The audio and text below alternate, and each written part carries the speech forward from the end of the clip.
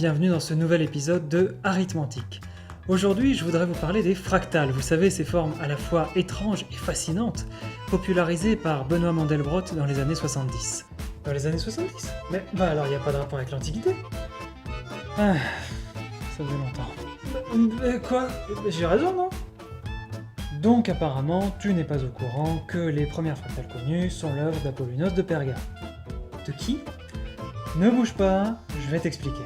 Envoyez les petits singes.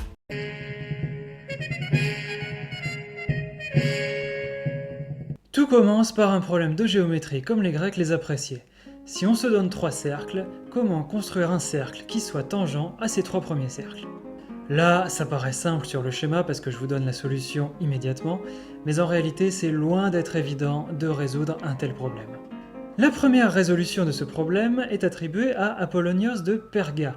Perga est une cité grecque proche de l'actuelle Antalya, sur la côte sud de la Turquie, et Apollonios est un fameux géomètre connu pour ses travaux en particulier sur les coniques.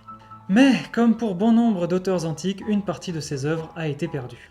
Heureusement, comme pour beaucoup d'autres œuvres antiques aujourd'hui perdues en version originale, on doit remercier les philosophes et scientifiques arabes qui en ont fait de précieux commentaires et de précieuses traductions. Néanmoins, l'ouvrage d'Apollonios de Perga qui traitait du problème des 3 cercles a été perdu et aucune traduction arabe ne nous est malheureusement parvenue. Il a donc fallu retravailler intégralement le problème, et ce n'est qu'au XVIe siècle que François Viette, un mathématicien français, va en donner sa résolution dans un ouvrage intitulé Apollonius Gallus, c'est-à-dire l'Apollonios français. Il existe un cas particulier du problème des 3 cercles qui consiste à les prendre de même diamètre et tangents 2 à 2. On trace alors le cercle extérieur tangent aux 3 cercles. D'ailleurs, cette méthode est très pratique si vous voulez dessiner un bonhomme qui a l'air étonné. On trace ensuite les cercles qui sont tangents au cercle extérieur et à 2 des cercles intérieurs, et on reproduit cette méthode à l'infini jusqu'à n'y voir plus grand chose. Grâce à nos cercles de plus en plus petits, on constitue une sorte de rosace qui plonge à l'infini. Quand on zoome sur une partie du dessin, on s'aperçoit que de chaque cercle part une chaîne de cercles un peu plus petits. Donc, grosso modo, quand on zoome sur un cercle, on voit la même chose que quand on zoome sur un autre cercle.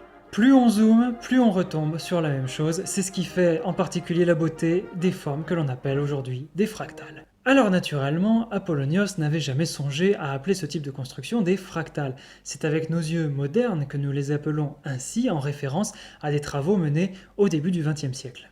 Le nom de fractal a d'ailleurs été donné dans les années 70 par Benoît Mandelbrot en référence au terme latin fractus qui signifie briser, casser. Mais certains ensembles fractales avaient déjà été mis en évidence au début du XXe siècle par le mathématicien français Gaston Julia, lui-même gueule cassée de la guerre de 14, qu'on voit ici avec son masque de cuir sur le nez. Les fractales créés par Julia ou Mandelbrot ne sont pas issus de considérations géométriques, comme cela pouvait être le cas pour Apollonios, mais au contraire de fonctions complexes que l'on appelle holomorphes. Pour simplifier, on va dire que ce sont des suites de nombres complexes dont on étudie la divergence. Pour simplifier encore plus, on va écrire notre suite sous la forme z indice n est égal à z indice n-1 au carré plus k, k étant une constante déterminée. Mais vu qu'on ne travaille pas avec des nombres réels mais des nombres complexes, programme de terminale scientifique pour ceux qui connaissent, les propriétés de convergence de cette suite vont être assez intéressantes. Il serait trop compliqué de vous présenter le fonctionnement de cette suite dans une si petite vidéo, car il faudrait déjà commencer par expliquer le fonctionnement des nombres complexes. Mais pour ceux qui souhaiteraient construire eux-mêmes des fractales sur des tableurs comme Excel ou LibreOffice, je vous invite à aller consulter un article dans la revue Mathematis, le numéro 43, qui date de janvier 2015, dans lequel j'avais proposé une méthode assez simple que des élèves de terminale seraient capables de reproduire pour construire eux-mêmes leurs propres fractales.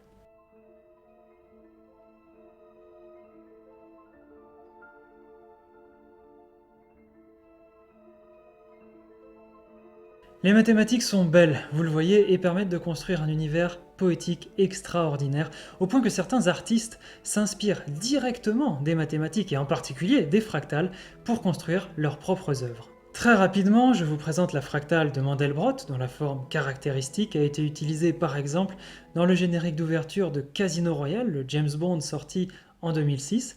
Soyez attentifs et vous la verrez.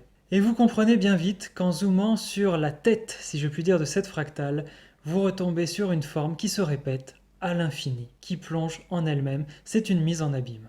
Tout cela, pour conclure, m'a toujours fasciné et me fait penser à deux phrases que je voudrais partager avec vous. La première est due à Anaxagore de Clazomène, philosophe présocratique qui fut le premier philosophe à s'installer à Athènes.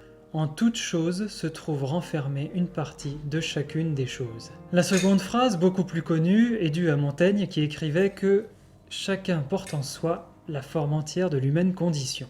De là, j'aurais envie de dire, sans grande rigueur, mais avec beaucoup de conviction, que l'humanité devrait avoir une forme de fractale. Dans une fractale, les éléments ne s'opposent pas, ils se complètent, et chacun représente à lui seul l'intégralité de l'ensemble. Dans l'humanité, les êtres humains devraient non pas s'opposer, mais se compléter, s'enrichir mutuellement, et comprendre que l'harmonie ne peut se faire sans l'autre. Alors si vous avez aimé cette vidéo, naturellement, vous pouvez la partager, mais vous pouvez également l'utiliser en cœur en chocolat, en drapeau blanc ou encore en poignée de main.